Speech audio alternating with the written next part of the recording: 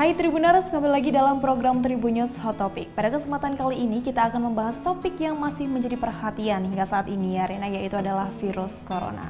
Dari akhir tahun 2019 sampai sekarang jumlah pasien yang dinyatakan positif terjangkit COVID-19 terus meningkat secara signifikan. Bahkan virus yang berasal dari Wuhan, Cina ini sudah dinyatakan sebagai pandemi global karena penyebarannya hampir ke seluruh negara di dunia.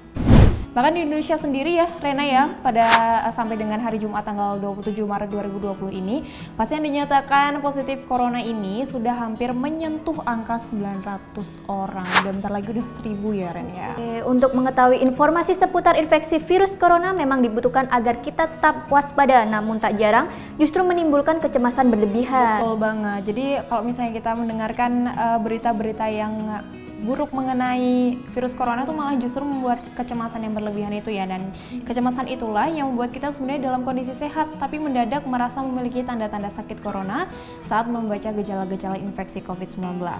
Nah, menanggapi hal tersebut nih, seorang psikiater yang bernama Dr. Andri menjelaskan bahwa fenomena itu sebenarnya adalah hal yang normal dan kerap disebut sebagai reaksi psikosomatis tubuh.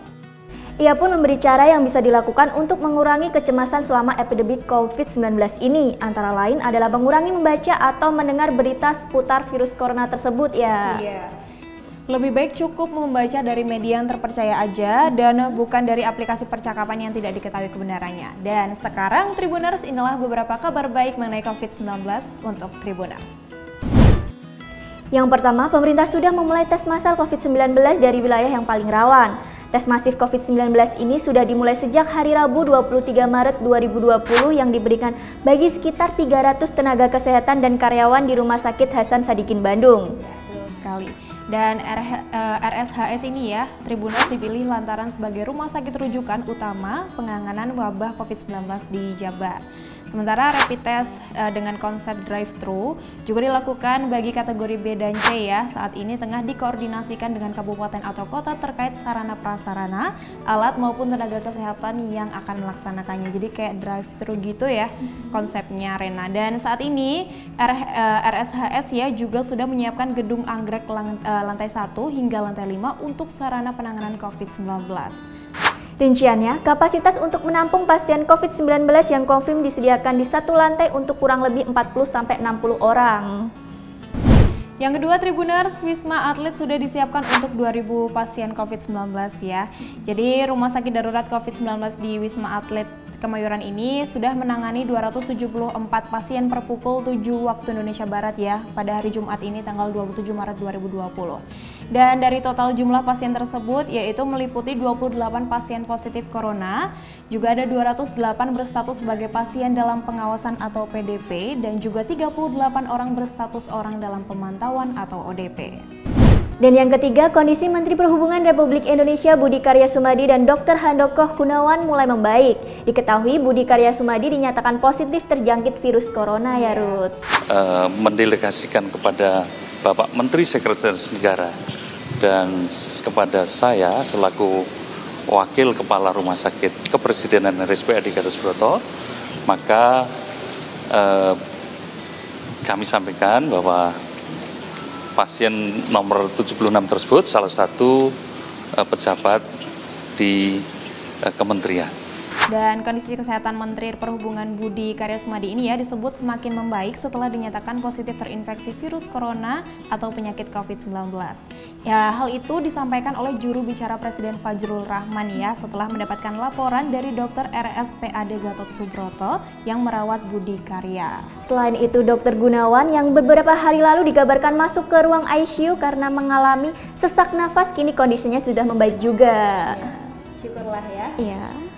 Lalu yang keempat yaitu adalah Hotel Patra Jasa Jakarta ya yang akan dimodifikasi menjadi rumah sakit khusus pasien COVID-19 sama dengan Wisma Atlet tadi ya. Jadi Komisaris Utama PT Pertamina Persero Basuki Cahayapurnama nih alias Ahok mengatakan bahwa Rumah Sakit Pertamina Jaya akan dijadikan sebagai rumah sakit khusus penanganan virus corona. Jumlahnya sebanyak 155 tempat tidur yang disiapkan untuk menampung para pasien. Menurutnya, rumah sakit khusus itu bakal dibekali dengan laboratorium diagnostik yang dapat mendeteksi virus corona, fasilitas radiologi, ruang gawat darurat, serta ruang isolasi. Betul sekali. Dan kabar baik terakhir mengenai virus corona, Tribuners, yaitu Wardah menyumbang 40 miliar rupiah untuk penyediaan prasarana kesehatan. Jadi Presiden Komisaris PT Paragon Technology and Innovation Nur Hayati Subakatni mengatakan bahwa pihaknya terpanggil untuk membantu penanganan virus corona di Indonesia.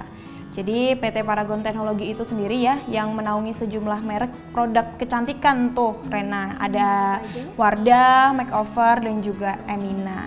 Yang menambahkan bahwa Paragon akan segera mengirimkan bantuan berupa alat kesehatan dan alat perlindungan diri bagi tenaga medis sesuai dengan kesediaan barang dan juga kemampuan, terutama ke beberapa rumah sakit yang berada di kawasan dengan tingkat urgensi yang tertinggi.